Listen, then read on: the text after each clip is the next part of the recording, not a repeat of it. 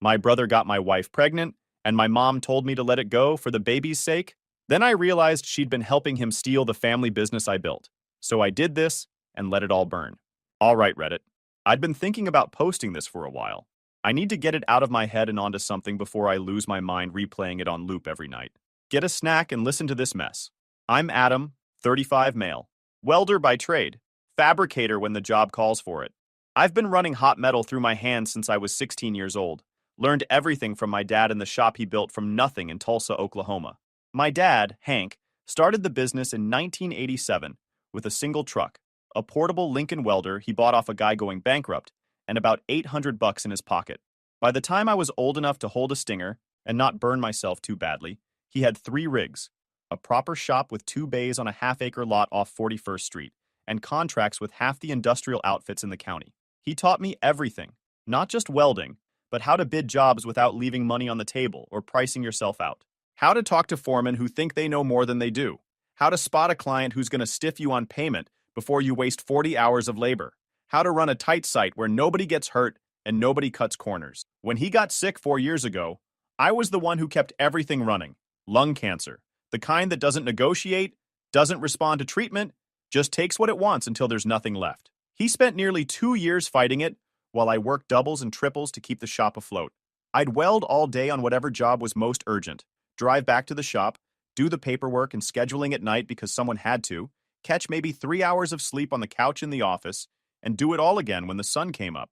My hands were cracked and bleeding half the time from the combination of heat, chemicals, and not enough rest. I was popping ibuprofen like candy just to keep my shoulders moving and my back from locking up. Went through a period where I was averaging maybe 20 hours of sleep a week. Lost 15 pounds I didn't have to lose. My wife at the time said, I looked like a corpse that forgot to lie down. But I kept every contract. Didn't lose a single client. Paid every supplier on time or close to it. Kept the 3 guys we employed getting their checks every Friday without fail. Dad passed 2 years ago this coming March. Went in his sleep at the hospice, which was a mercy, considering what the last few months had been like. Before he went, he gave me his old welding hood, the leather one he'd had since the 80s, all scarred up from decades of sparks and spatter, stained with sweat and probably some blood from the times he nicked himself and kept working anyway. He sat me down in that hospice room, barely able to talk, and pressed it into my hands. This isn't a gift, he said. It's a handoff. He squeezed my wrist. You're the only one I trust to keep my name clean. Don't let them turn this place into a joke. He said I'd earned it. Said I was the one he trusted to keep his name meaning something. Said he was proud of me in a way he couldn't be proud of the others. On paper, he left the business to all 3 of us kids equally. Me, my younger brother Derek, and my older sister Raven. Each owned a third of Briggs Welding and Fabrication. It sounded fair. Looked good in the will. In reality, I was the only one who actually worked there in any meaningful way. Raven had her own life. Good job in accounting up in Kansas City.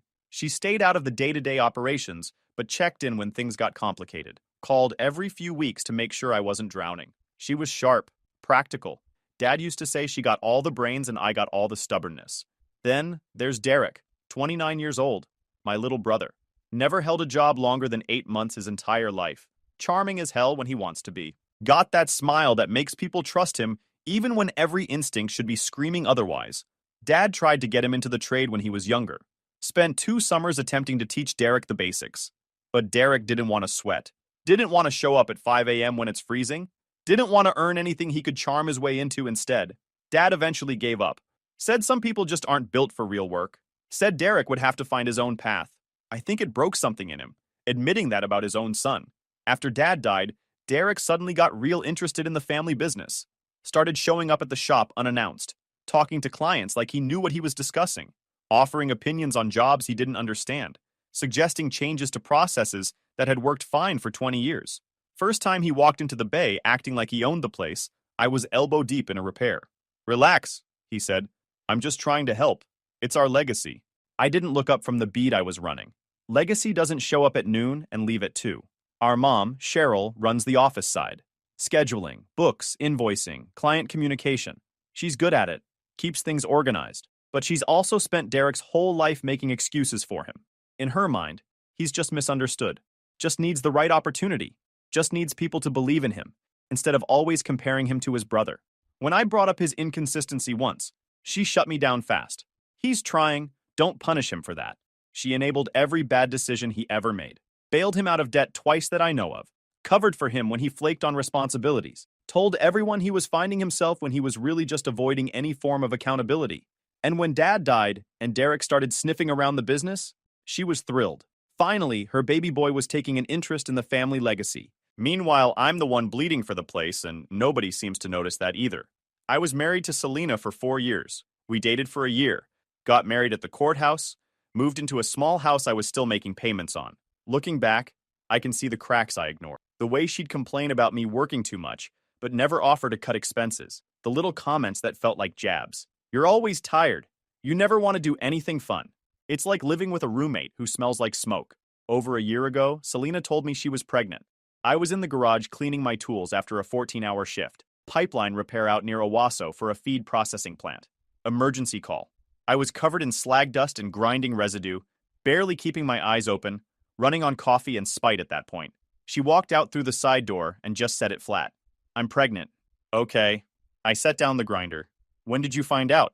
Don't start. Later, I found out she'd been sitting on it for weeks, waiting for the right moment, or maybe just dreading telling me. I stood there for a second, trying to process what she'd said. We hadn't been trying. Hadn't even really discussed having kids in a serious way for at least a year.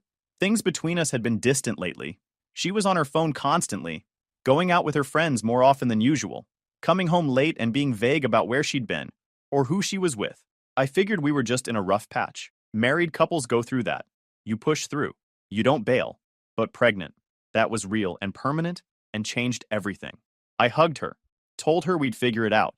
My brain immediately started running numbers the way it always does. How much I'd need to save over the next several months. What we'd have to buy. Whether the insurance through the shop would cover everything, or if we'd be eating costs.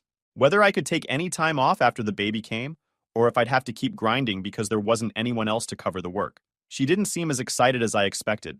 She smiled when I hugged her, but it didn't hit her eyes. I told myself she was probably just scared. First kid. Big life change. Normal to feel overwhelmed.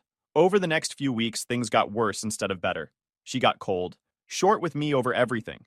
Irritated by my presence in a way she'd never been before. I'd ask how she was feeling, and she'd snap that I was smothering her. I'd give her space and stay out of her way, and she'd accuse me of not caring about her or the baby. Couldn't win either direction I went. Then Derek started coming around the house more often. He'd show up randomly to hang out, watch TV on my couch, eat food out of my fridge. He'd be there when I got home from work, sitting in my living room, laughing with my wife about something I wasn't part of.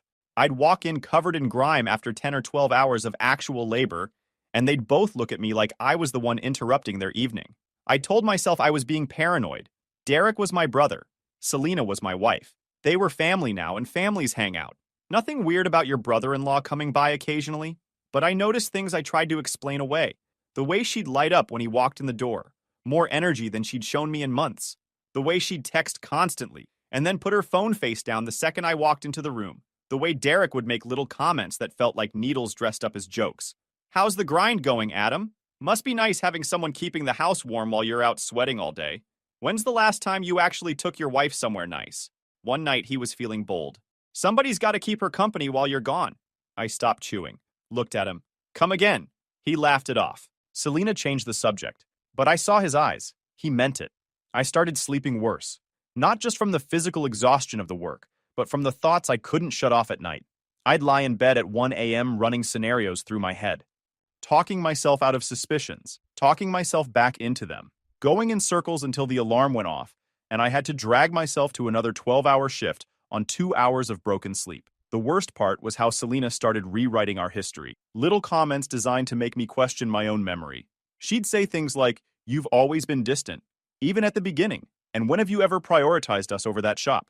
When I'd push back and remind her of specific times I'd been there for her, she'd get this wounded expression and ask why I was being so defensive, why I was trying to start fights, why I couldn't just admit that I'd been neglecting her for years. "Why are you acting like I did something wrong?" she'd say. She was making me feel crazy for noticing what's right in front of me, making me apologize for having eyes and a memory. I didn't have a name for it at the time. I just knew something was deeply wrong, and every time I tried to address it, I ended up feeling like I was the problem. Derek started showing up for family dinners at Mom's place more often too. He'd always managed to sit next to Selena at the table. Small things that looked innocent if you weren't paying attention. But I was paying attention by then, and I could see the pattern forming even if I didn't want to believe what it actually meant. One night at Mom's, Derek made a comment about how Selena deserved someone who appreciated her. Said it right in front of me while looking directly at her with that smile. Played it off as a joke when I gave him a hard look. Just saying, bro, you're a lucky guy. The grin never left his face, but his eyes were watching me, measuring how much he could get away with. My sister Raven called me one night out of the blue. Just checking in, she said. She asked how I was holding up, and I gave her the usual fine. She didn't buy it, said I sounded like hell. Sounded exhausted in a way that wasn't just about work. I told her things were complicated, but I was handling it. Lot going on with the baby coming and the shop and everything else. She got quiet for a second. Then she said something that stuck with me. She said, Adam, you've been carrying that family since Dad got sick. All of them. Don't let them put you in the ground too.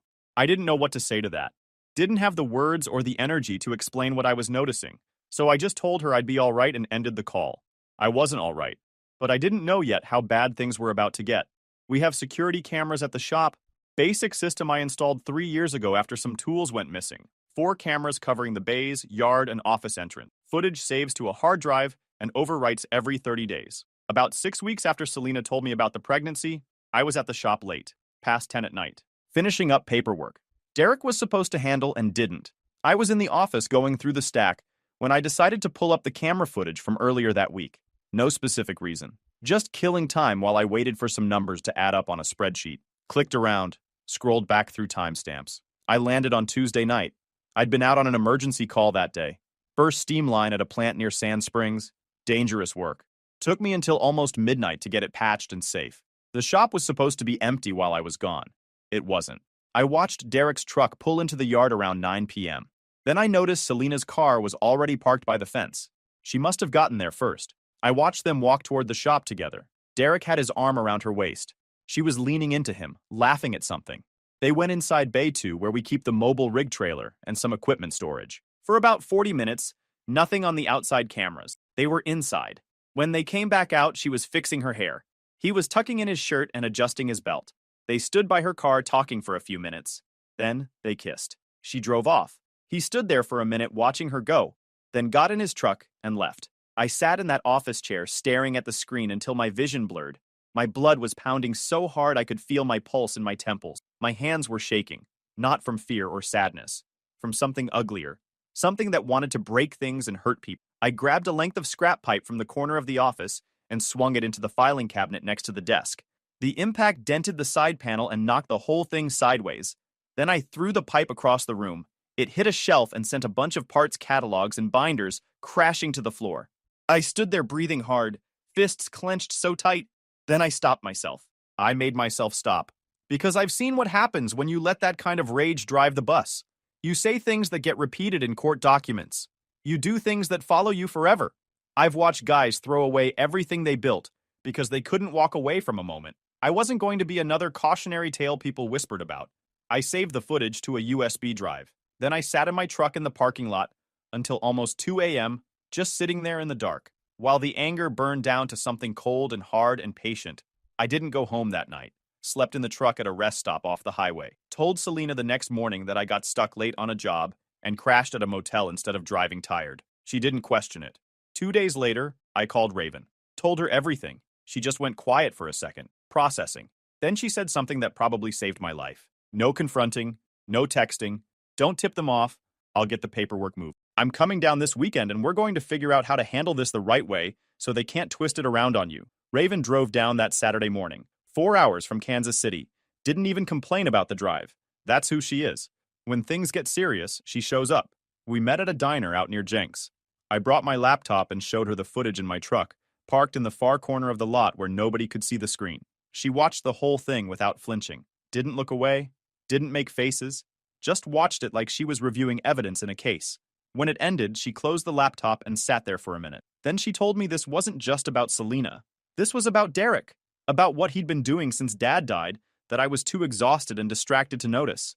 She pulled out a folder she'd brought, printed documents, email threads, bank statements she'd accessed through her partial ownership rights. As an owner, she had view access to the books, QuickBooks reports, vendor logs, and the bank portal summaries Mom thought nobody checked. Raven had been quietly watching the business books for months, comparing what Mom was reporting against what the actual numbers showed. Things weren't adding up. Money moving in ways that didn't match invoices. Payments to vendors that seemed inflated. Client deposits that sat in weird accounts for too long before hitting the main business checking. Small discrepancies that added up over time. But the document that made my stomach drop was a draft contract. Something Derek had been working on with Mom behind my back. A restructuring agreement for the partnership. If I signed it, I'd be giving up operational control of the shop. I'd become a minority partner in practice even though I still owned a third on paper. Derek would take over day-to-day management. I'd still work there, still weld, but I wouldn't have any say in how things ran. And there was a clause buried in the middle, written in the kind of legal language designed to make your eyes skip over it, that would make me personally liable for any safety violations or quality issues that came up in the next 5 years. Meaning if anything went wrong after Derek took over, I'd be the one holding the bag. My certification, my name, my responsibility for his incompetence. Raven looked at me across the truck cab. This isn't paperwork. It's a noose. I stared at the highlighted clause. He wants the shop and my neck. Raven said Derek had been laying groundwork for this for months. Talking to Mom about how I was overworked and making mistakes. How maybe it was time for fresh leadership. How the business needed someone with new ideas instead of someone stuck in Dad's old ways. Mom believed him because she wanted to. Because Derek was finally showing interest in something productive, and she'd been waiting his whole life for that. I asked Raven why Derek would go this far. Yeah, he was lazy. Yeah, he cut corners and avoided responsibility. But this was calculated. This was vindictive. This was a plan executed over months with the goal of taking everything from me. She reminded me of something I'd tried to forget. Dad's last year, when he knew he wasn't going to beat the cancer. He sat down with each of us separately to talk about the future, what he wanted, what he expected. Derek went in there expecting to be named the successor, the new face of Briggs Welding, the golden boy finally inheriting what he deserved. Instead, Dad told him the truth, that I was the one he trusted, that Derek hadn't earned any of it, that if Derek wanted to be part of the business, he needed to learn from me and prove himself through actual work, not just showing up and smiling. Derek walked out of that conversation and didn't speak to Dad for almost 2 weeks. Skipped visits to the hospice, barely showed up to the funeral. He never forgave Dad for that, and he never forgave me for being the one Dad chose. This wasn't just about sleeping with my wife. This was about winning, proving Dad wrong from beyond the grave, taking everything I had because he felt entitled to it. Raven laid out what we needed to do. I couldn't just storm out and quit. If I left without protecting myself legally, they could blame every problem on me afterward. My name was on safety certifications for active jobs. My credentials were attached to contracts in progress. If something went wrong after I was gone, that liability clause or something like it could still be used to come after me. She knew a lawyer in Kansas City who handled business disputes and partnership breakups. Mean guy. Didn't play nice. She was calling him Monday morning. Until then, I had to pretend nothing had changed. Keep showing up. Keep working. Keep smiling at Derek and Selena like I didn't know exactly what they were doing when I wasn't around. That was the hardest part. Going home and looking at her. Watching him show up at the shop and act like my buddy. Keeping my face neutral when every instinct screamed to put him through a wall. But I did it, because Raven was right. If I was going to survive this, I had to do it clean. No outbursts. Just cold, patient preparation while they kept digging their own graves. The truth came out about 3 weeks later. Not through some dramatic confrontation I'd planned. Just the way things naturally fall apart when people get sloppy and comfortable. We had a big job going. Structural repair work on an agricultural processing facility outside Collinsville. Contract was worth around 40 grand if we delivered on time and passed inspection. Good money. The kind of job that keeps the lights on for a few months. Derek had been handling the client communication because he wanted to prove he could land and manage accounts. I was running the actual work on site with 2 of our guys, Jesse and Eddie. Both solid welders. Both knew the difference between Derek's promises and reality. Halfway through the second week of the job, the client's site manager pulled me aside during a break. Big guy named Walter. He said there was a problem with the invoicing. His accounting department had received 2 bills for the same phase of work. Different amounts. Different invoice numbers. One came through our official system, the one Mom managed. The other one came from some email address he didn't recognize, but had Briggs Welding in the name. He wanted to know what was going on. Was this a mistake? A system error? Or something else? I told him I'd look into it and get back to him by end of day. But I already knew what it was. Derek was skimming. Creating fake invoices for work that was already billed legitimately through the main system and pocketing the difference. Classic fraud scheme. Stupid to try on a client this big with a site manager this sharp. But Derek never thought he'd get caught at anything. I called Raven from my truck during lunch. She called the lawyer. Within 48 hours, We had a paper trail showing Derek had pulled this same stunt on at least 3 different clients over the past 6 months. Small amounts each time. 2 grand here, 1,500 there. Enough to add up to real money over time, but not enough to trigger immediate red flags. Until Walter caught the duplicate. That Friday afternoon, I drove to the shop for what I knew would probably be the last time. Mom was in the office doing her usual end-of-week stuff. Derek was there too, which wasn't normal for a Friday, but I figured someone had tipped him off that something was happening. Selena had come by, which was really unusual. She almost never showed up at the shop. I figured Derek told her to be there for support or backup or whatever he thought he'd need. I walked into the office, set down a folder on the desk. Raven had helped me put it together. Copies of everything. The camera footage on a labeled USB drive. The financial documents showing Derek's invoicing scheme. The draft restructuring contract with the liability clause highlighted. I looked at my mom first, told her I was done. Done with the shop. Done with the family business. Done pretending everything was fine. She started in immediately, talking about family unity, about working through disagreements, about how we all needed to come together for the sake of the baby that was coming. She actually said that, for the sake of the baby. Whose baby, Mom? I said. She blinked at me. Say it out loud. She went pale, looked at Derek, looked at Selena. Neither of them said anything. Derek tried to start talking. Bro, don't do this. You don't get bro anymore. I cut him off before he could say anything else. Told him I knew everything. The footage from the shop, the fake invoices, the restructuring plan designed to make me liable for his failures. I told him I had copies of all of it with my lawyer and with Raven. Selena tried to spin it. Started in with the script I'd heard pieces of before. Said I was never around. Said she felt abandoned. Said Derek was there for her when I wasn't. Said she didn't plan for it to happen, it just did. And maybe if I'd been a better husband, none of this would have occurred. You weren't alone, I said. You had my brother. I looked at her for a long moment. You can keep him. I turned back to my mom. Told her she could let Derek run the shop now. He's been wanting it. Now he's got it. But I was pulling my certifications off every active job, taking my tools, removing my name from any permits, any contracts, any liability. My name was on weld procedures, job sign-offs, and safety paperwork for 3 ongoing contracts. I notified every active client in writing that I was no longer their qualified guy, and nobody gets to use my credentials or signature going forward. You don't get to run reckless under my name. She could find someone else to blame when things started falling apart. She said I was abandoning my family, abandoning my father's legacy. I told her the family abandoned me when they decided I was the sacrifice play, the guy who works until he breaks so everyone else can coast and complain. I walked out the door, didn't slam it, didn't yell, just left. That night, Raven drove down again, brought her truck in a trailer. We spent 5 hours at the shop loading everything that was legally mine. My personal welding machines that I'd bought with my own money before Dad even got sick, my hand tools, my safety gear, the toolbox Dad gave me when I started, his hood from the wall. Raven took photos and videos. Photo, serial, box, move, she kept saying. Made me write up an inventory with serial numbers. You ever miss being scary? I asked her. I never stopped. Around midnight, headlights swept across the yard. Derek's truck. He got out fast, slamming the door, and stormed over looking like he wanted to start something. You can't just take this stuff, he said. This is company property. Raven stepped in front of him, holding up a folder. Every item on this list was purchased by Adam personally. Receipts attached, serial numbers documented. Your mother has a copy. So does our lawyer. She didn't raise her voice. Didn't need to. You can call the cops if you want. They'll tell you the same thing. Or you can go home and let us finish. Derek looked at me over her shoulder. I didn't say anything. Just kept loading boxes. He stood there for maybe 30 seconds. Then he got back in his truck and left. We left a notarized copy with the lawyer and sent one to Mom via certified mail so nobody could claim later that I stole business property. By 2 a.m., my truck and Raven's trailer were loaded. I stood in the empty bay where I'd spent a decade of my life and waited to feel something. Sadness, regret, anger, anything. All I felt was tired.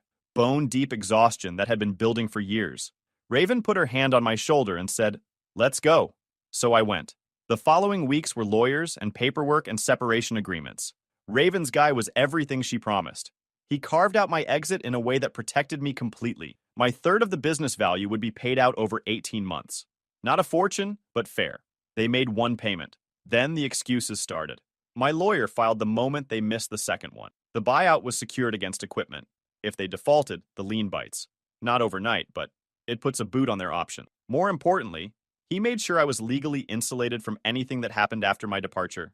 any safety violation, any contract disputes, any financial problems. If it blew up, it was on them. I moved Selena's stuff out of the house while she was staying at her sister's place. My lawyer told me exactly what I could do legally, and I did it by the book. Temporary possession, documented property, zero drama they could twist, packed her things into boxes, stacked them on the front lawn, changed the locks. She called screaming threats about lawyers and police. I forwarded everything to my attorney and let him handle the responses. She moved in with Derek within a week. Mom helped them find an apartment. Happy little family unit. I'm sure that lasted about a month before the reality of living with Derek set in. Meanwhile, I started picking up work on my own. Small jobs at first. Repair work for people who knew me from the shop days. Word travels fast in industrial trades. People knew I was the one who actually delivered quality work. They knew Derek was a talker who couldn't back it up. Within 3 months, 4 of the shop's biggest clients had pulled their contracts and moved them to me. I didn't even solicit them. They just called, said they wanted to work with someone reliable, someone who showed up when they said they would, and did what they promised. Mom called me once during this stretch, said the shop was struggling, said they needed my help getting through a rough patch. Maybe we could work something out. You wanted Derek in charge. Call him. Adam, please. I'm not your cleanup crew. She started crying. I hung up. About 7 months after I walked out, a DNA test result arrived in my mailbox. Baby had been born by then. No return address on the envelope, just my name. Inside was one page. 99.9% probability of paternity match between the baby and Derek. I didn't need a lab to tell me what I watched, I said to nobody. I looked at it for maybe a minute, felt nothing. I already knew. This was just paperwork confirming reality. I put it in a file drawer with the rest of the documentation and went back to work. It's been pushing a year since I left. Here's what happened to everyone. Briggs Welding and Fabrication is functionally dead. Not officially closed, but might as well be. After I pulled out, the problems stacked up faster than Derek could make excuses for. He couldn't manage the jobs. Overbid some contracts so badly they lost money even when they finished on time. Underbid others and then tried to cut corners to make up the difference. Promised delivery dates he couldn't meet because he didn't understand how long the actual work takes. Suppliers started demanding cash up front because he kept missing payments. Jesse, one of our old welders, texted me about 3 months in. Said Miller Supply had cut them off completely. COD only, and even that was shaky. He said Derek had tried to charm his way through it on the phone, blamed me for leaving them in a bind. The supply rep apparently cut him off mid-sentence. Said something like, I don't care who's mad at who. Pay the 18 grand or you're done. They lost the account. Jesse quit the next week. The good welders quit because they didn't trust him to run a safe site. Mom burned through savings, trying to keep the lights on. Then came the inspections. I used to handle all the safety compliance, kept everything documented and tight, never had a serious violation in 10 years. 6 months after I left, the shop got hit with 3 citations in 8 weeks, fines, a stop work order on 1 job. I got a call from Walter, the site manager from the Collinsville job, right after the stop work hit. He'd heard the inspectors showed up and everything went sideways. Adam, you still the cert guy on record for Briggs? Not anymore. Pulled my name months ago. Good. Because they're trying to say you signed off on procedures you didn't touch. I've got documentation. My lawyer has copies. That's not my signature, and not my problem. Walter grunted. Figured. Just wanted to hear it from you. They've got guys standing around on site doing nothing while your brother argues with the inspector. Real professional operation. I didn't say anything. Didn't need to. A client sued for breach of contract over delays. Mom called me twice during this period, begging, crying, saying the family needed me, saying I was the only one who could fix it. I told her she made her choice when she pushed that restructuring deal and protected Derek over me. Now she gets to live with what she chose. Derek bailed before the final collapse. Typical. Once it stopped being fun and started requiring actual work and accountability, he was gone. Last I heard, he moved to Texas chasing some business opportunity a friend supposedly had. Selena went with him. The baby went with her. She tried to come see me before they left. Showed up at my new shop with the kid on her hip. Said things didn't work out how she expected. Said Derek wasn't who she thought he was. Said she'd made mistakes and wanted to talk about the future. I didn't think it would turn out like this, she said. Yeah, that's the theme with you. She held the kid out toward me like that was supposed to change something. He's not mine, I said, and neither is your mess. I told her to leave and not come back. She stood there looking like she expected me to change my mind. I went back to welding. After a few minutes, she left. Haven't seen or heard from her since. Mom doesn't speak to me anymore. Blames me for everything. Says I destroyed the family by refusing to forgive and keep sacrificing. Says I let my father's legacy die because of my pride. Last thing she said to me was, Your father would be ashamed of you. I said, don't use dad like a shield. He'd be ashamed of what you let Derek become. She hung up. Haven't heard from her since. I think about dad sometimes. What he'd say if he could see how it all played out. I think he'd understand. He always knew what Derek was. I run my own outfit now. Adam Briggs Fabrication. Just me and two guys I trust completely. We stay busy. Last month we passed QC on a pressure vessel job. Third-party X-ray came back clean. Zero rework. Walter referred us to two other facilities in his network. Said he tells people if they want it done right the first time, they call Adam. I kept Dad's hood. It hangs on the wall in my shop where I can see it every day. Reminds me of what he said near the end. That the hardest thing in life isn't the work. It's knowing when to walk away from people who don't value what you give them. Raven calls every Sunday. Last week she sent me a client lead. Friend of hers needs structural work on an expansion. That's what family looks like. No guilt. No conditions. Just showing up. The rest of them can figure out their own lives. Guys, we are so close to hit 100,000 subscribers on this channel. If you are not subscribed to the channel, please consider subscribing. It really helps hit that 100,000 mark. Thanks for making this dream come true.